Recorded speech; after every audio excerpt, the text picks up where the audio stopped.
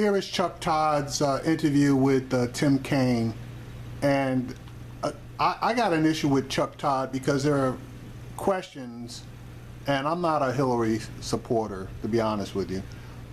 So I say that just to let you know. But Chuck Todd does not ask follow-up questions, good follow-up questions. He doesn't do it when he's talking to people on the right, and he doesn't do it when he's talking to people on the left. I don't know if that's because he wants to continue to get interviews with these people, but there are just some obvious follow-ups that should be asked that he just doesn't do it. Anyway, here's his interview with Tim Kaine. Nominee for Vice President, Senator Tim Kaine of Virginia, who is campaigning in Milwaukee. Let me start with our poll and a lot of other polls.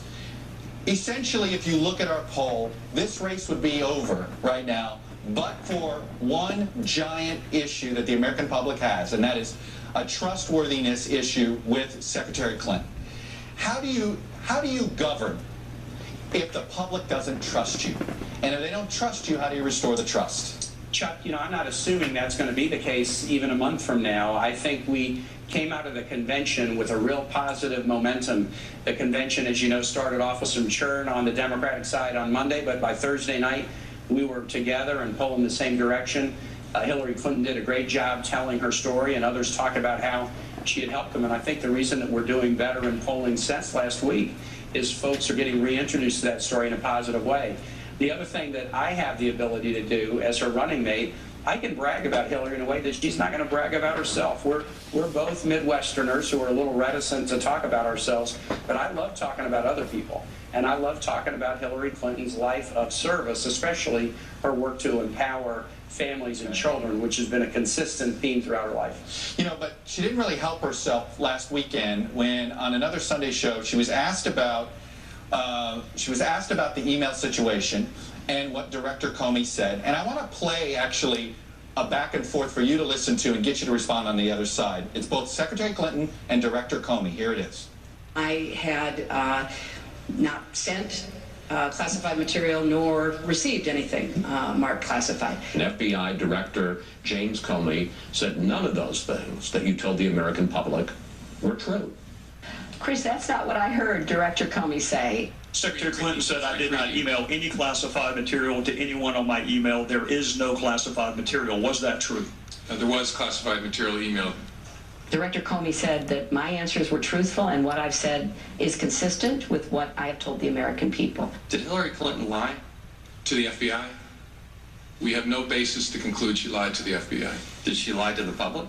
That's a question I'm not qualified to answer. I can speak about what she said to the FBI. Let me ask you, Senator Kaine. She seems to be conflating what she said to the FBI and what she said to the American public. Can you conclude here whether or not Secretary Clinton lied to the American public about sending and receiving classified email? Chuck, let me just say this. I'm going to jump right to the punchline. I have heard Hillary Clinton say over and over again when I've been sitting next to her and when I've watched her on TV that with respect to the emails, I made a mistake and I've learned something. I wouldn't do it again, and I've heard her apologize. I did hear that back and forth, and I think Chris Wallace and Hillary were sort of talking past each other last week. She was saying what Director Comey acknowledged to be true, that when she spoke to the FBI, when she was talking to the FBI thought her answers in that setting were truthful. Chris might have been asking her a different question, but the bottom line is this. She made a mistake, and she said over and over again, I made a mistake, and I've learned from it, and I'm going to fix it, and I apologize. In fact, Okay, that's not the bottom line. The bottom line is she said she didn't send or receive any classified emails. FBI Director Comey said she did send and receive classified emails. So, if you believe her, which I don't, okay, then you're going to do what Tim Kaine just did, which was basically, he didn't filibuster, but he tried to spin it. If you believe Comey, then she lied. And she needs to put this crap to bed. She can phrase it any way she wants. She could say that she didn't believe that she sent any classified emails, okay? And she might be able to get away with that as long as she says, but it's been brought to her attention that she did do so on a couple of occasions that she was not aware of, and she apologizes for that and will not do it again. That put the whole thing to bed. For whatever reason, she can't do it. And Tim Kaine's going to try to defend her as far as talking back and forth. They weren't talking back and forth. She knew exactly what Chris Wallace was asking her, and she tried to dance around it with legalese. In an interview the other day, you said she told you she's going to do it differently. What does that mean? Are you guys going to be more transparent? What does that mean?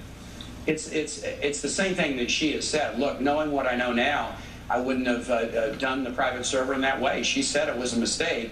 I am not presumptuous enough to start thinking about how I'm going to do things after November, but I know that this is something that she's learned from, and we're going to be real transparent, absolutely. All right, I want to move to a bunch of national security issues. President had a big press conference. Yep. I want to ask you about this Iran issue. Obviously, there's been some concern that the payments that the American government owed the Iranian government going back in the 70s were essentially made right at the same time as the hostages that they had were released. The president swears it's not ransom. But do you understand why the American public looks like that it was some sort of connection, that Iran wasn't going to budge until the U.S. started giving back money it's thought it belonged to them? You know, Chuck, here's the only thing new about this. This arrangement, the settlement of a claim with Iran, the payment of a portion of that settlement, hostages coming home, thank God, this was briefed to Congress and the American public months ago. The only thing new this week, the only thing new, is Donald Trump's claiming to have seen a non-existent video of cash being delivered to the Iranians. That's the only thing new that's happened this week. He persisted in making that claim again and again until he finally got shamed into acknowledging that. Well, but Senator, that wasn't my question. My question is, I understand, fine, it was 6 months old news. It doesn't mean, do you understand why it looks like a ransom? I understand why Donald Trump's trying to make something out of it. But look, you have two important issues. The first one is there was a legitimate claim against the United States. The United States bargained it down to a fraction. We're making claims in international tribunals, and we're having claims made against us all the time. We bargained it down to a fraction and paid a portion of the claim, and we got hostages home. Both of those things are appropriate, and I understand why Trump's trying to make something out of it, but there's just no there there. You don't believe it looks like a ransom? Nope, absolutely not. We don't. See, now that's bullshit, because, I mean, I'm on Obama's side on getting this stuff done. But even I will acknowledge that if you're on the other side, that this looks like some type of a ransom, even though it was their own money, that they got cash out of getting the hostages released. Pay for hostages. We don't negotiate for hostages. Okay. Absolutely not. But we are a nation of laws, and if there's a claim that we think we owe something on, we try to bargain the best deal we can, and that's what we ought to do. You know, when this week began, there was an announcement of new airstrikes against ISIS in Libya.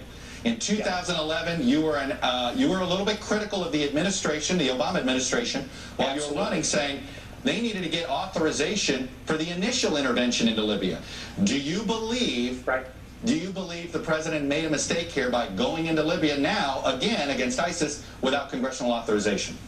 I do not think we should be in an offensive war against ISIL without congressional authorization. That's been my long-held position. And Secretary Clinton has said Congress should do its job instead of hiding under their desks and have a debate and have a vote on military action against ISIL. If we do that, I'm confident that Congress would support military action.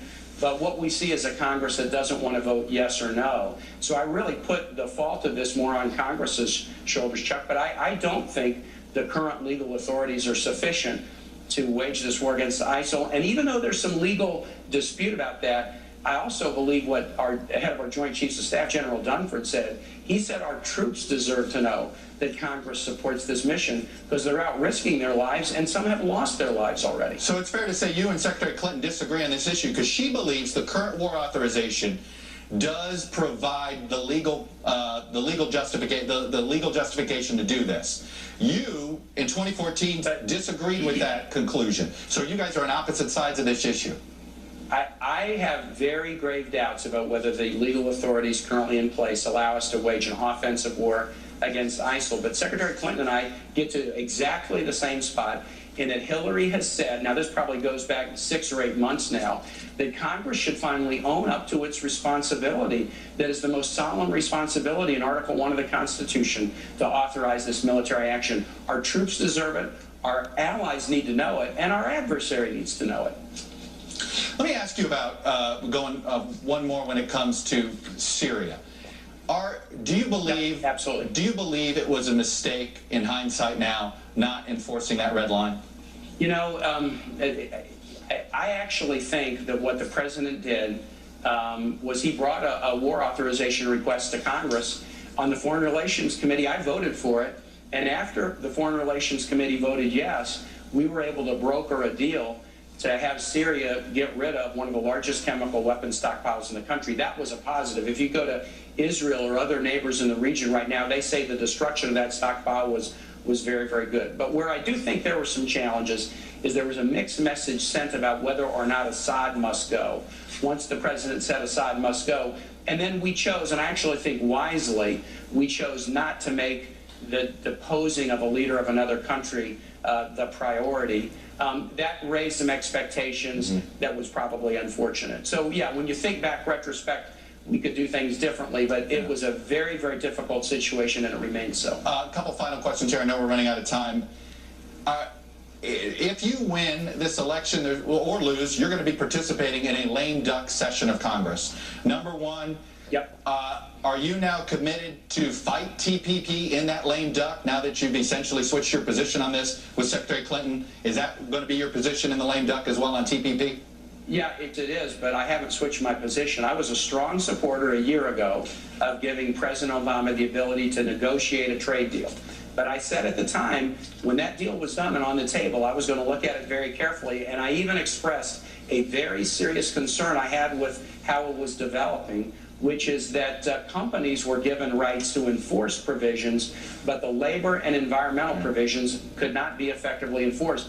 That was never fixed. I've asked again and again to understand this piece of the TPP, and I've never gotten a good answer. We can't have a deal that cannot be enforced. And so for that reason, yeah, I'm going to oppose it in the lame duck if it comes up after Election Day. Do you believe that Merrick Garland's nomination should be taken up during the lame duck, regardless of whether you guys win or lose? Absolutely. So if Secretary Clinton wins, he should be taken up as the nominee. This will be for the president and the president-elect to decide. But look, if it comes up for a vote in the Senate, Merrick Garland gets so far over the hurdle of the fitness and character test that is supposed to be the legitimate question for nominees. Of course I'd vote. So it's not 100%, though, that his nomination stays if your ticket wins? You know, I think the Dems may well take the Senate. In fact, I think we're going to, but it will be the Republican majority that will be running the floor until the next Senate comes in place. I have no idea whether they will allow the nomination to be taken up. They've pledged that they won't. But if it does, I'm going to vote for them. All right, Senator Kaine, I will leave it there. Be safe on the campaign trail. Thanks for coming on. Thanks, Chuck. All right, so that's the Tim Kaine interview. Not a bad interview.